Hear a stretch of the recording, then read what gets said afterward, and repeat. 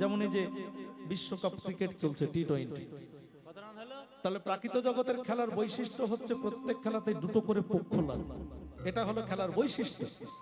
কিন্তু মহাপ্রভু পরিবেশিত যে হরিনামের খেলা, এই হরিনামের খেলার বৈশিষ্ট্য কি জানেন বাবা? এই হরিনামের খেলার বৈশিষ্ট্য হচ্ছে এই খেলায় কোনো পক্ষাপক্ষ লাগে না। আপনি একলাও হরিনামের খেলা খেলতে পারেন, আপনি 10 জন মিলেও হরিনামের খেলা খেলতে পারেন, আবার লক্ষ লক্ষ ভক্ত মিলেও আপনি হরিনামের খেলা খেলতে পারেন। এটা হলো হরিনামের খেলার বৈশিষ্ট্য। জীবের চিত চঞ্চল, মনটা দুর্বল। কেমন চিত চঞ্চল, মন দুর্বল? একটা ছেলে জিন্সের প্যান্ট আর স্কিন টাইট গেঞ্জি পরে বাইক চেপে চলে যাচ্ছে রাস্তা দিয়ে,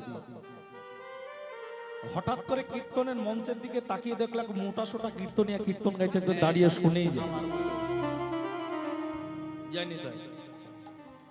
এই দাঁড়িয়ে শুনতে তার কীর্তনটা ভালো লেগে গেল। কমিটির দাদা ভাইদের কাছে খোঁজ নিয়ে আমার নাম ঠিকানা নিয়ে আমি যখন আসর থেকে নেমেছি, আমার ঘরে গিয়ে বলছে, অনিমেষ দা আপনার কীর্তনটা মাইরে হেব্বি লেগেছে, আমায় একটু শিখিয়ে দেবেন।